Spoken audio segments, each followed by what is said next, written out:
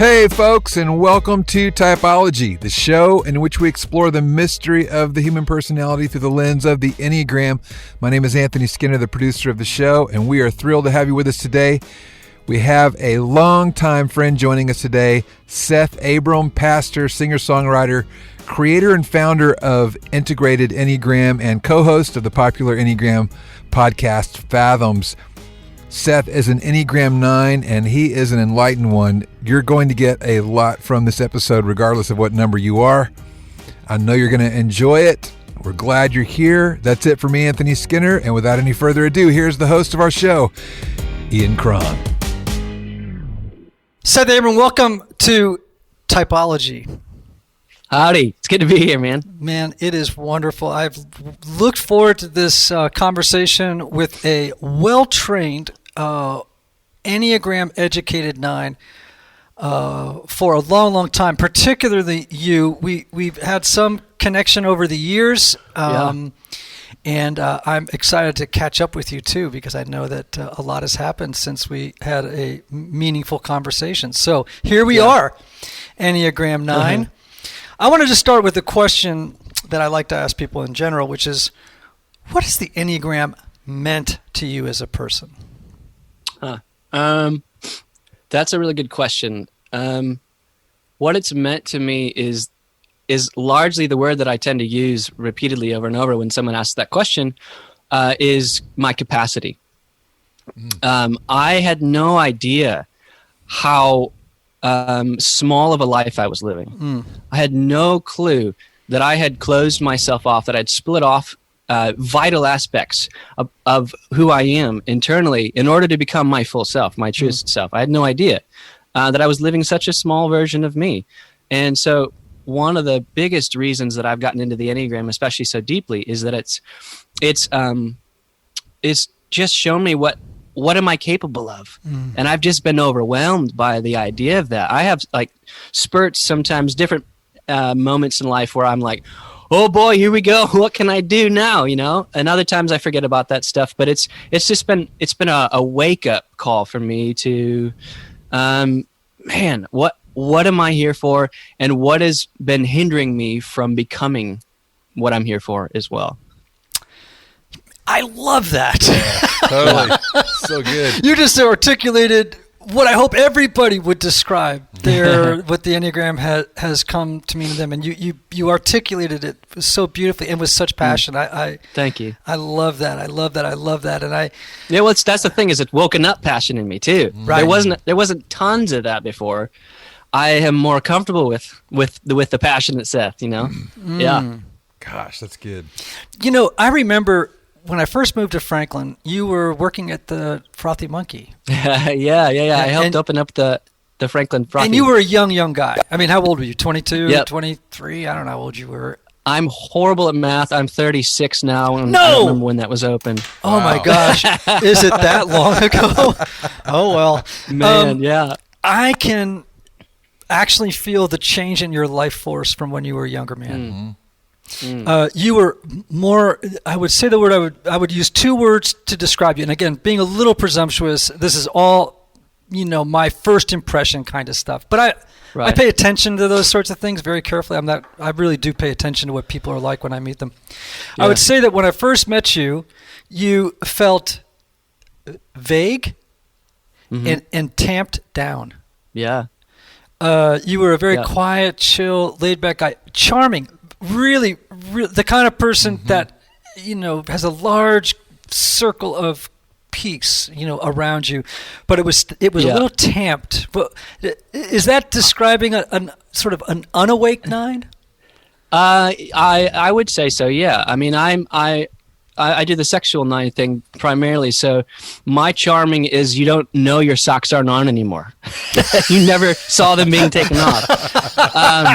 You charm the socks off of somebody, right? Right. And yes, and I've largely been ambiguous and more environmental as a person. Yes. Because dispersing me is how I can have the imitation of peace. And it's how, well, if I have ground to stand on, well, then that means we could be different and we could disagree. And, well, that's going to cause disruption. But yeah, I would definitely say that one of the major things I've learned, one of my favorite quotes from Cynthia Bourgeault, I don't know if you've read her, but she says, wisdom isn't knowing more, it's knowing with more of you. Mm-hmm. And so from the 9 perspective, I have really learned that harmony isn't about making other people more significant, because that's what feels like peaceful for me. It's actually being more significant with more of me. And that's what I would say you didn't experience, and hopefully maybe that's what you're getting now. Yeah, well, what I'm picking up now, obviously, is more maturity. That's obvious. Yeah. But secondly is the passion with which you're speaking. And I don't know, you probably can too, right? With different types, you pick up the somatic energy, right? Yeah.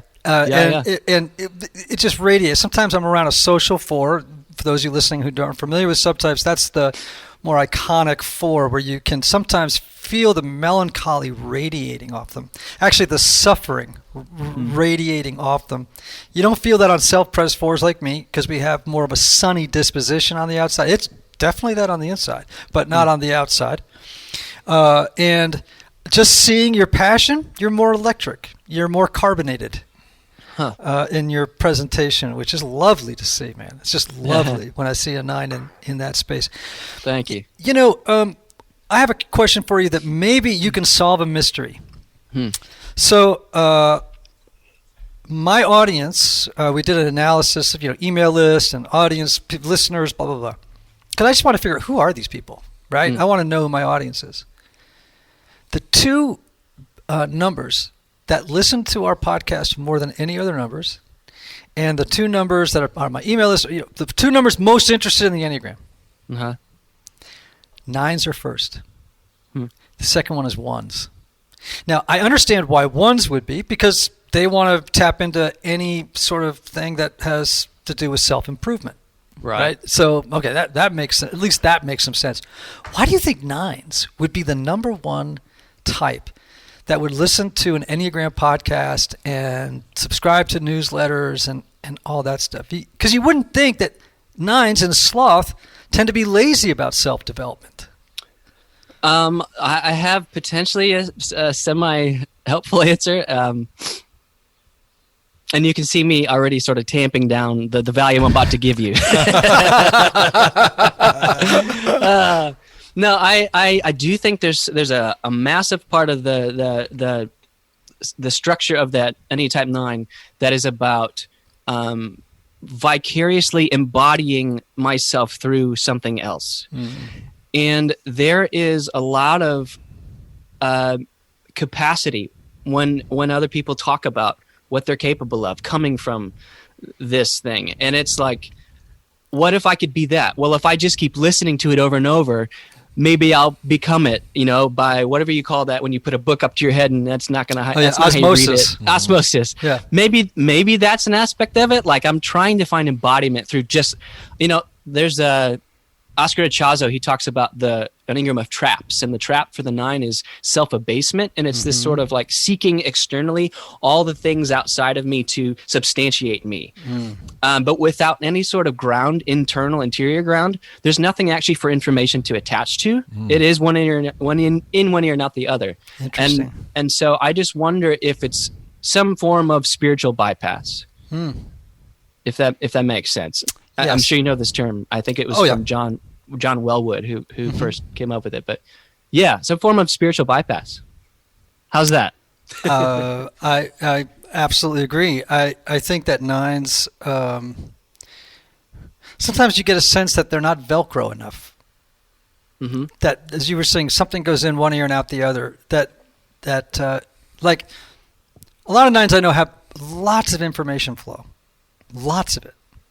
But it doesn't seem to stick to the inside and integrate and then find its way out in new behaviors or new ways of being in the world. It just kind of passes through like through a pipe and then never goes down into the warp and the woof of the person. So I totally see that. And I do think part of that, to a point you made earlier, is that 9s, when they're not awake, when they're not, and I'm going to come back to this word in a minute, differentiated. You use the word environmental, and I would say a 9 who's not awake is they're atmospheric. It's as though there's not a defined person there. It's almost an atmosphere of peace, of passivity, of low energy. And now I'm talking about a very unhealthy 9, right? Yeah. I'm not talking about a person like you or other 9s on the journey of transformation. And I think it's hard for anything to stick in that environment. I totally agree. One of my favorite Enneagram teachers named Tom Condon, he says in his typing experience, when he's 8 of the types, you're looking for something real specific, right? Mm-hmm. But for the 9, you're looking for what's not there. Yes. Yeah. Yes. So much of it is about, the thing is, if I am here, well, that's the scariest thing in the world. Mm-hmm. I remember, so my wife and I, we've got 3 kids, and our first actual pregnancy we lost. And I remember I was watching my wife almost from this disassociated, distanced place, feeling the pain of this news coming in.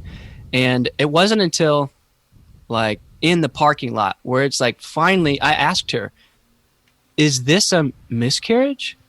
I couldn't put the 2 things together because there wasn't the safety of disassociating, of this indolence piece, of separating myself from the actual experience so I don't be affected by it. That's the passion, this unwillingness to be affected by my experience. I couldn't even figure out if this was actually what they call a miscarriage. And fast forward, we've got 2 kids and then a third one now, and he's just over 1 year old. But I remember being in the room, this dark room. It's the same room that we experienced hearing the heartbeat for the first time with the other kids. And that's a scary place to be because you don't always know. Are you going to hear? And I just remember coming in to the room, and because of the practice over years, I just remember realizing I'm not here yet. I'm not going to experience this. So I had to say out loud, this is mine. Mm-hmm. This is my experience. I'm going to feel this no matter how hard, how painful, how amazing, how exciting it is. I'm going to be affected by this. Right. And I think that's an example of 2 different versions, if you will, of there's not anybody there. I don't even know what this was called. Hey, Typology Tribe. I want to take a moment to thank our sponsors for helping us bring you what I hope is great content every week. Now, you all know I'm a big proponent of counseling. Whether you feel like something is interfering with your happiness or preventing you from achieving certain goals, counseling is a great tool to help identify what those blocks are and then work through them. Yet finding a therapist can sometimes feel intimidating, but not with BetterHelp. BetterHelp offers online counseling at your own time and your own pace. You can schedule secure video or phone sessions plus text and chat with your therapist when it's convenient for you. These are licensed professional counselors who specialize in things like depression, anxiety, stress, relationships, LGBT matters, trauma, and grief. BetterHelp has counselors available worldwide and have over 3,000 U.S. licensed therapists across all 50 states. In fact, so many people have been using BetterHelp that they are recruiting additional counselors in all 50 states. And get this, if you're not satisfied with your counselor for any reason, you can request a new one at any time at no additional cost. Best of all, it's a truly affordable option. I want you to start living a happier life today. As a listener, you'll get 10% off your first month by visiting BetterHelp.com/typologypodcast. Join over 1 million people taking charge of their mental health. Again, that's BetterHelp, HELP.com/typologypodcast. TYPOLOGYPODCAST.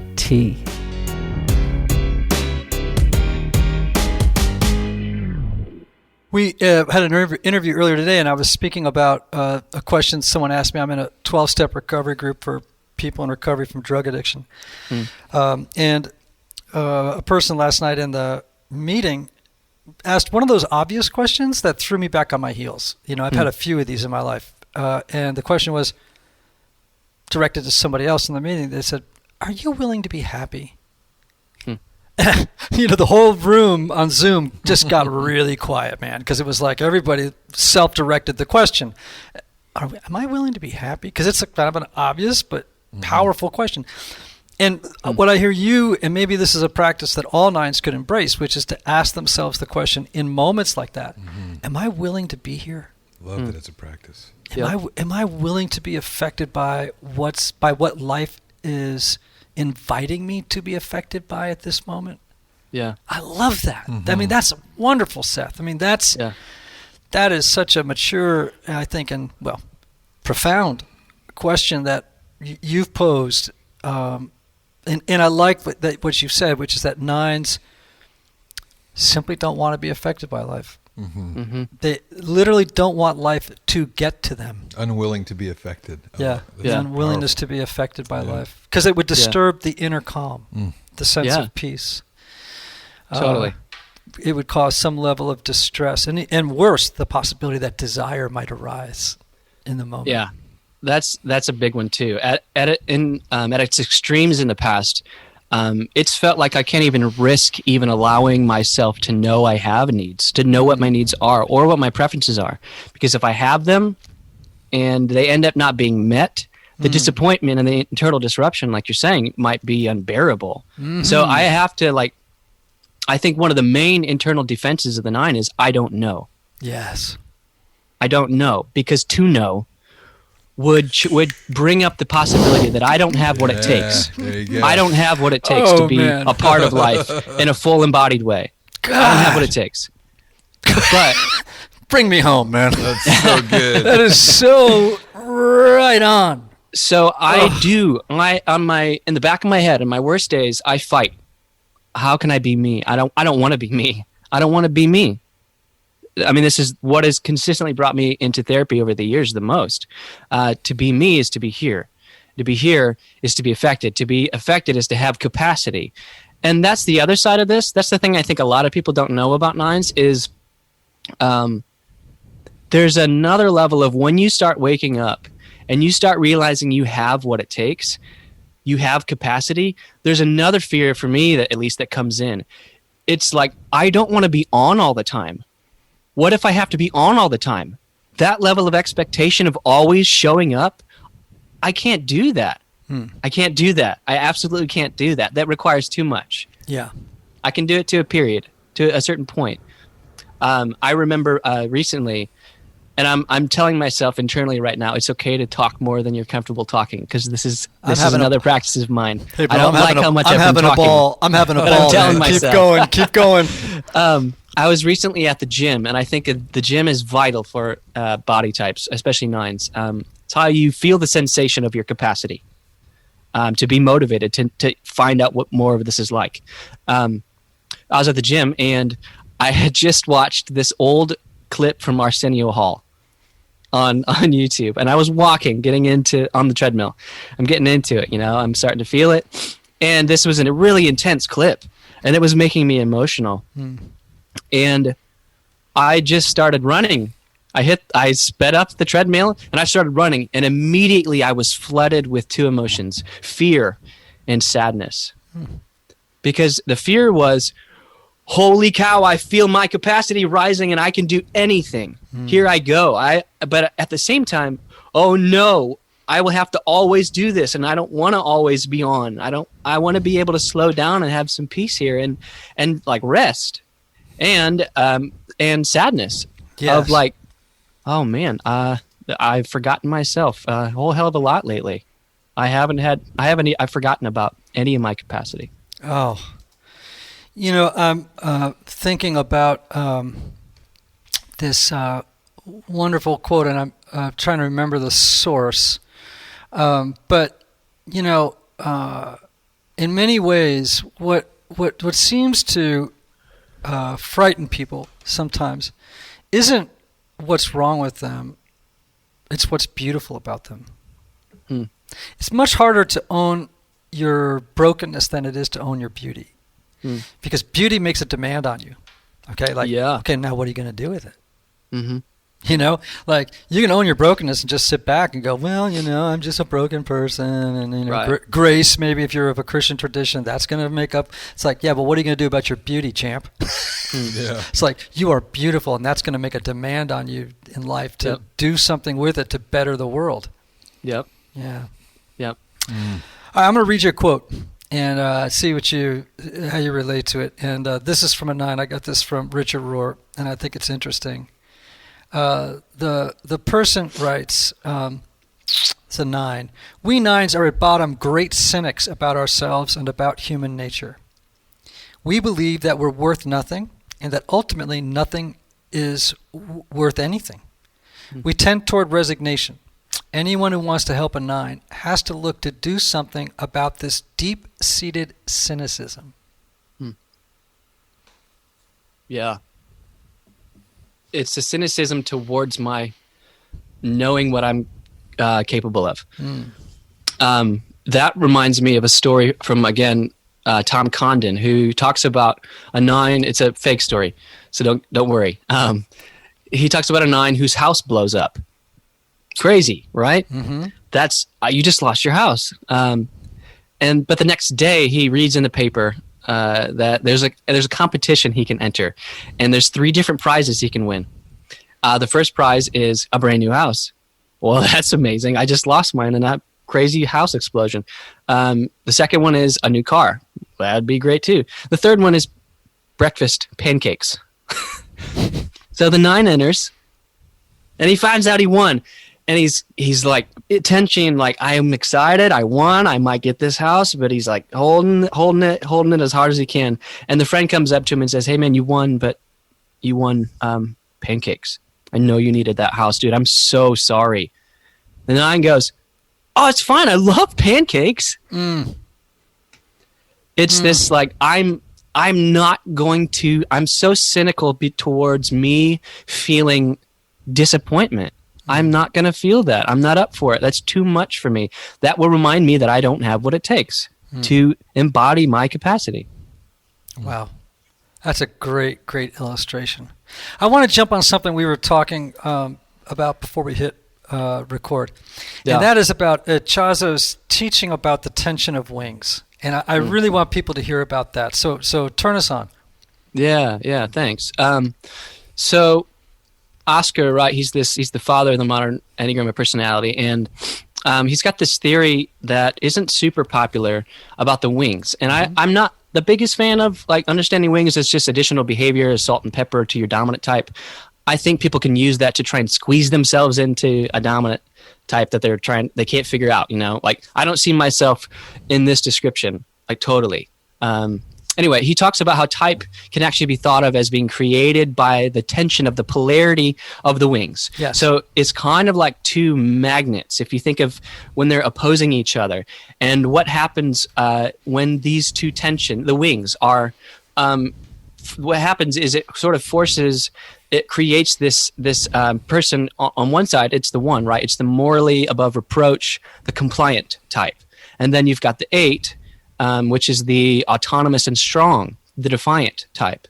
And so you push these things together, and what happens? What's the alchemical process that at the same time these 2 things are happening? Well, it creates somebody that's got to be loving and harmonious and persistent and patient and agile and resistant. I mean, it's the exact. For me, it is. I feel that tension every day, the compliant and the defiant. And what I was mentioning before we got on was this is the 2 sides of anger. 9s are unasleep to their anger, right?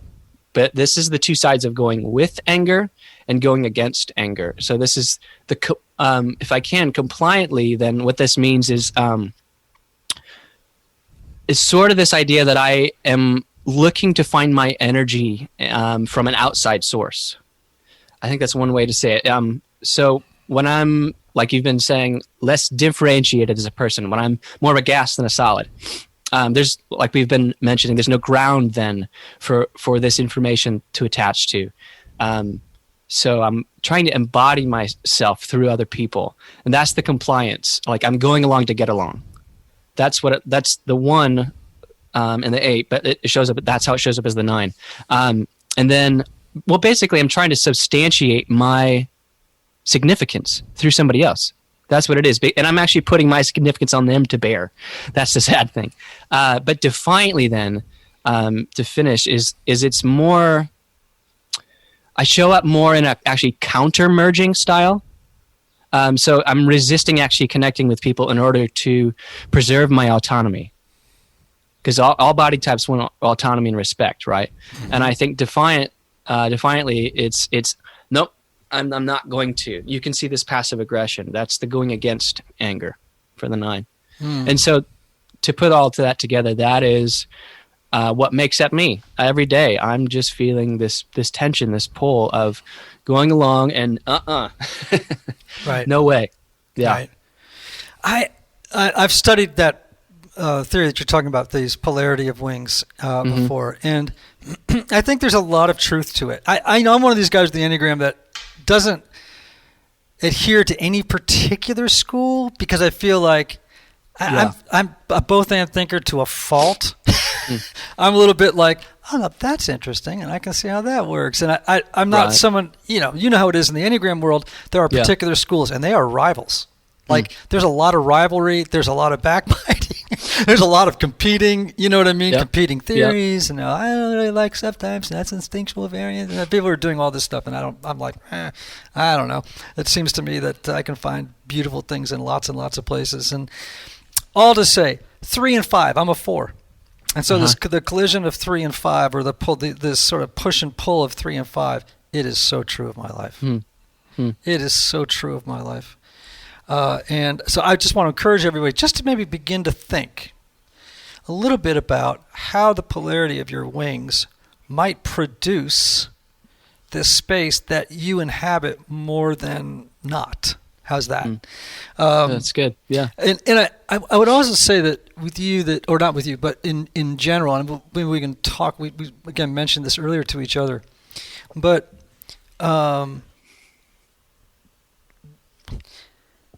if we think of ourselves as a house with 9 rooms, everybody got 9 rooms in their house, but there's one room we like to go to more than any other.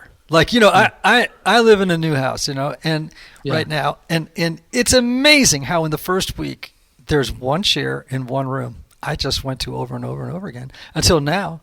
It's a habit. Like, I just go to that room. Yeah. It's a chair in the front room of my house. I have a whole office on top of my garage. You would think that I would want to go to my office and just camp out. It's like, no, I just want to go sit by that fireplace in the front room, even though I don't have my big screen there. It's just like, I don't know. I think of that like around type, right? It's like I got a whole house of 9 types, right? Or 9 rooms representing each of one 9 type. I have all 9 type energies and resources, et cetera, et cetera. But I do tend to go to one room more than the others, and we can call it the 4 room. But I just tend to camp out there more than other places. Yeah. Right? Yeah. And we were talking just earlier, and where I think it was going was to say, to remember that we are not simply a dominant type, right? Mm-hmm. That we do contain, as you said earlier, all of the Enneagram within ourselves. Yeah. I'd unpack it some more. I gave it the house idea. You maybe unpack it a little bit more. That was great. I mean, you just did it. I don't have to talk. No. I do see the Enneagram as if it's a system and a tool for transformation, then using it as sort of celebrating one thing that one idealized self-image that we needed to keep up when we were growing up, and we're still using that as an adult. That's like, what's the phrase where you see everything as a nail, and how's that go? You're confirmation bias? Yeah, basically, that's it. Yeah, but it's James Hollis that says the protections of the past are the prisons of today, and I think our dominant type is the prison of today that we used growing up because we needed it to get our needs met. But through that process, we learned to split off vital aspects of who we are, like the fullest expression of who we are, our true self. We had to use this dominant type pattern to cover over our head, our heart, and our body. And then we idealized one specific essential quality, if you will. For me, it's peace. But until I start reintegrating these other aspects of who I am, so the 8 and the 1, or my line points, I'm not going to actually really be able to attain real peace. Because I think, again, real peace is about being significant with more of me. So I think one idea I've had with the Enneagram is this the difference between identification and relationship. So am I in relationship with more and more and more of me? Am I doing shadow work? Am I doing projection work? Right. Or am I identified with my ideal self-image, my idealized self-image, or this specific aspect that for some reason my soul has some major sensitivity towards peace, harmony. So yeah, I see the Enneagram as a framework for wholeness. And that just includes finding unity within ourselves. And I think it's Richard Rohr that said, unity is diversity maintained and protected by love, which I love so much, because that is, you can't integrate what you don't differentiate, I would say. And so this is differentiating the aspects of me that I lost in childhood in order to become a 9, right? But now I know that I'm not a 9. Well, I need to start reintegrating these other aspects of me in order to become my full self. And that, to me, that is what the Enneagram can help us do, this framework for wholeness, because it shows us, there's 3 different aspects of what the heart actually should look like. Am I embodying all 3 of those? There's 3 different aspects of what the head looks like. Am I embodying all of those? In the body. But for some reason, we tend to celebrate 1/9 of our personality. And that is not helpful, I think, in what the Enneagram is actually aimed at. Yeah. It's Dan Siegel that says, all sin is born of denial of relationship. I love that. Hey everybody, one of the lessons I've learned over the years is that not everybody benefits from a traditional 50-minute counseling session. And this is why some people can go to couples therapy or personal counseling for a long time and never really get anywhere. This is why I'm such a believer of intensive counseling and my friends at Restoring the Soul in Colorado, created by my longtime friend Michael Cusick to help couples or individuals experience deep change in half-day blocks over 1 or 2 weeks. Now listen, if you can't wait months or years to get to the bottom of an issue or to experience breakthrough, you need to get in touch with my friend Michael and his extraordinary team of counselors at Restoring the Soul. If you're looking to get out of the rut you're in, but can't wait months or years, call Restoring the Soul today for a free consultation with Michael's staff. Call 303-932-9777 and learn how their intensive counseling process can help you.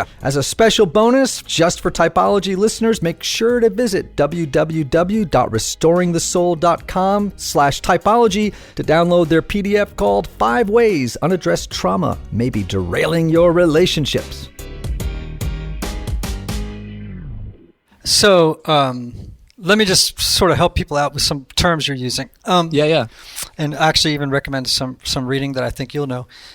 You've used a couple of words here that are really important: differentiation, shadow, integration. Okay, I want everyone to know that these are Jungian terms, and they're very important and individuation you didn't mention, but that's another Jungian concept. And Jung to me is sort of my hero, right? I mean, and James Hollis is wonderful. I've recommended his book, Finding Meaning in the Second Half of Life, about 1,000 times. It's one of the very few books I've read probably 4 times. Wow. Swamplands of the Soul, The Middle Passage. I mean, I have a whole shelf of James Hollis books over there. I'm an enormous fan. So I recommend his work to everybody if they want to kind of go on the next stage of the journey. It's not super simple reading, but it's very, very rewarding if you undertake the journey of digging into it. Yep. And so those are really important terms that I just want people to become familiar with. and differentiation is such a big one for nines. But it's important for all of us, right? So technically what differentiation means is that we accumulate all these beliefs and what he would call energy-laden beliefs, right? As little people, right? And we adopt the stories that people tell us about who we are, right? Yeah. And we believe them. And we believe the cultural stories that we're told, and et cetera, et cetera, et cetera. And differentiation happens at that moment in your life, right? When you say, wait a minute, those are old stories from my childhood. What's the story I want to tell now? And you basically jettison, I'm not daddy's little girl. I appreciate that, but I'm more than that now. I'm separate. I'm differentiated from you. Nines in particular, I think, struggle with differentiation because without an absolute solid sense of self, and because of the problem of fusing and merging with others, it's hard to be different from someone that you are psychologically, emotionally, and spiritually merged with, right? And so I do think, let me ask you, does that sound right, or can you refine that insight, or help us understand it more from your perspective? Yeah. I would say the fusion, the merging piece, it is maybe more heavily in the sexual nine, but I think it has to do again with those two sides of anger. I can't be present to anger, and so I must. That's where I find out what's passionate to me, and so I have to take on what's passionate to you in order to at least still be a person. Actually, that reminds me of another quote. I think in quotes. I have so many quotes in my head. That's all right. It's great. From Claudio Naranjo, and I think this is a helpful quote for nines too, and maybe even in twos. He says, excessive adaptation to the world would be too painful to endure without self-forgetfulness. It's a long one, but it's a good one. But I would say, this merging thing, this fusion thing, for me, it's shown up in strange moments, and I'm not proud of them by any means, where I've been in some neighborhood in a previous house, and there's a bigger personality that's a neighbor that's coming to me, and I just wanted to go on a walk with my kids. I don't want to talk to you, but my excuse is, hey, my kids need to get somewhere. I'm using my kids as a shield.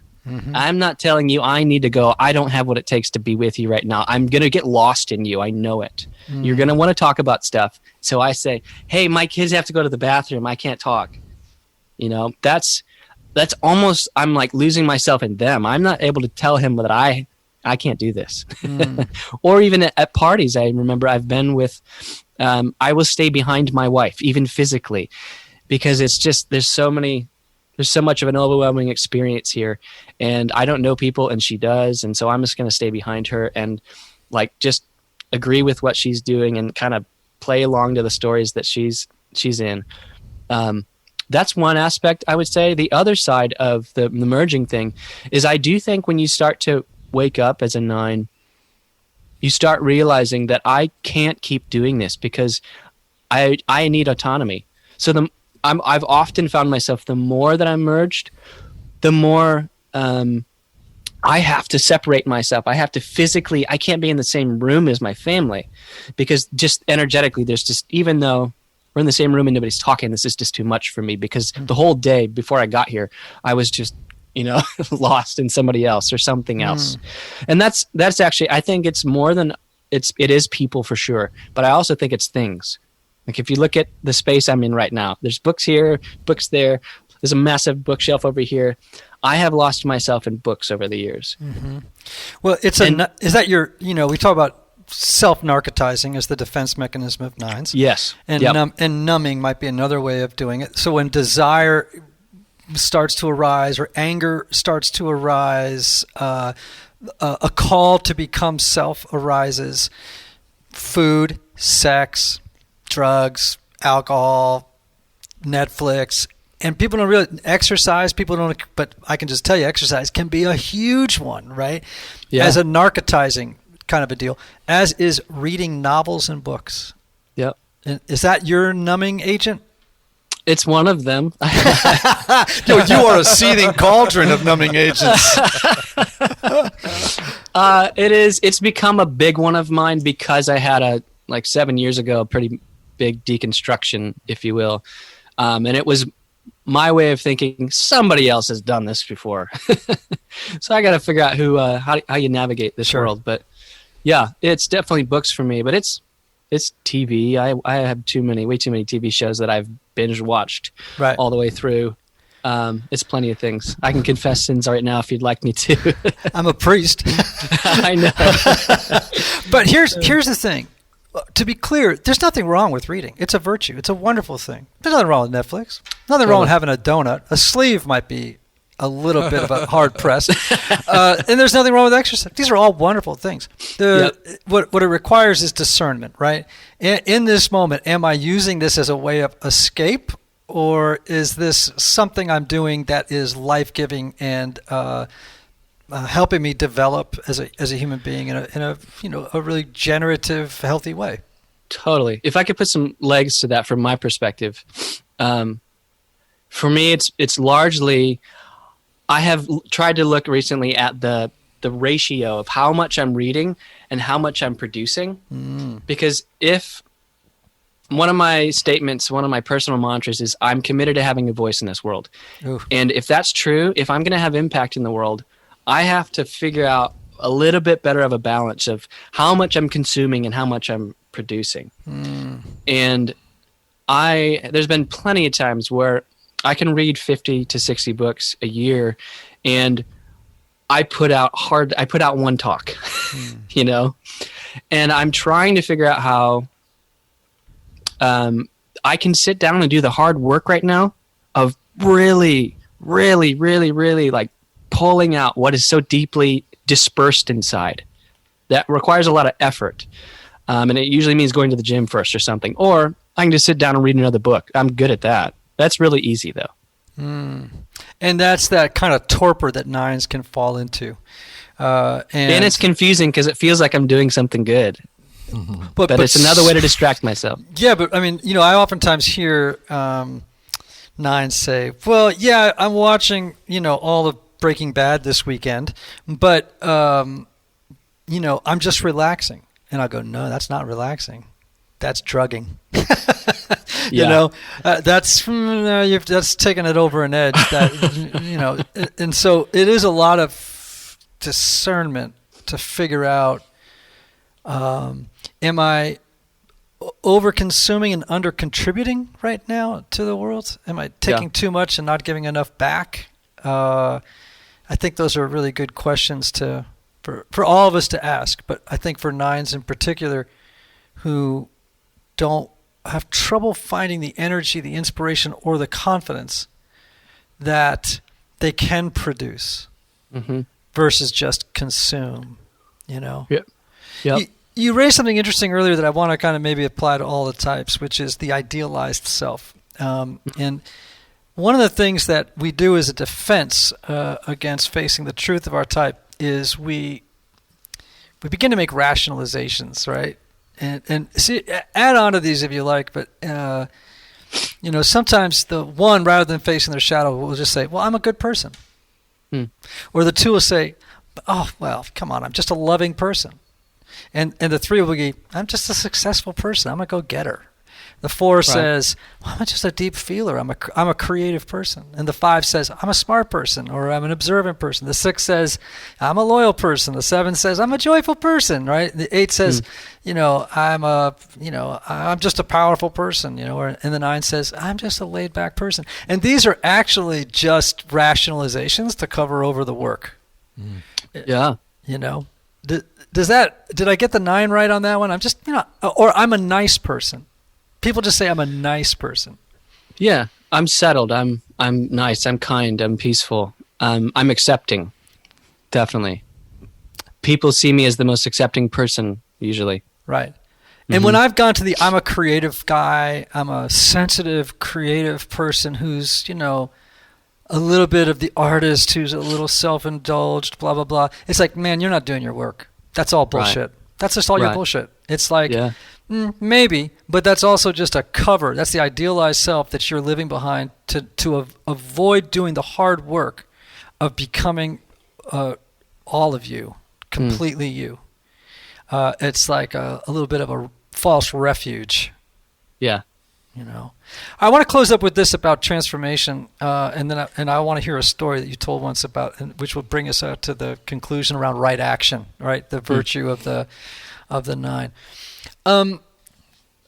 We talked earlier about, we're a house with 9 rooms. We tend to camp out in one more than the others, but really we should try and go out and enjoy the rest of the house sometime. We should really go and visit the bathroom or, Right. The pool room or whatever it is that we have in our house. I just finished a book. In fact, I just sent it in today, the final. Wow. And I know, Congrats. I know. That's amazing. Yes. But one of the ideas in it's not particularly original, but I do like it, and I put a different spin on it, which is I believe that spiritual transformation, what it looks like is to inhabit the empty field in the middle of the Enneagram.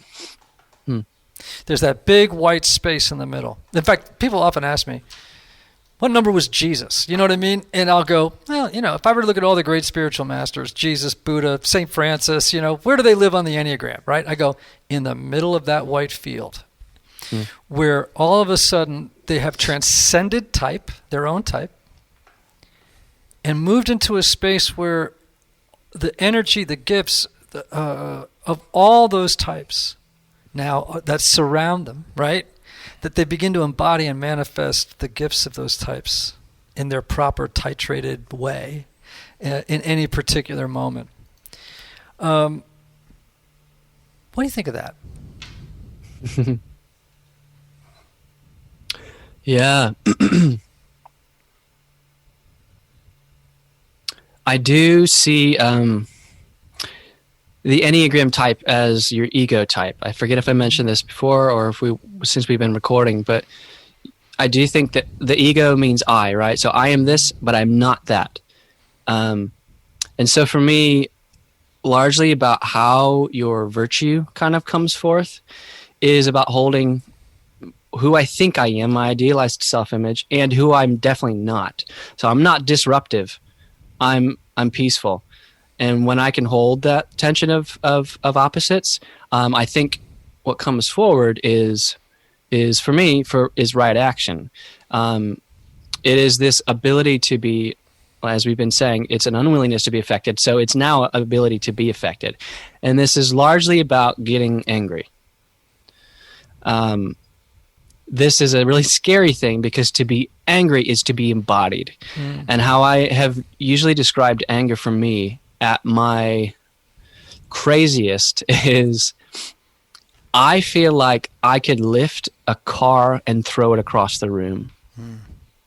I feel like I am 50 people all in one, and my exertion level could just go on forever.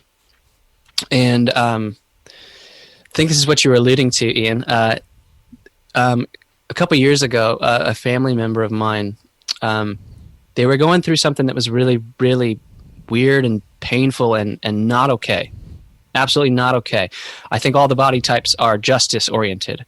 And when someone is not accepted as who they are, when they're misunderstood, when their reputation is thrown through the mud, that kind of thing pisses me off. It sets me off.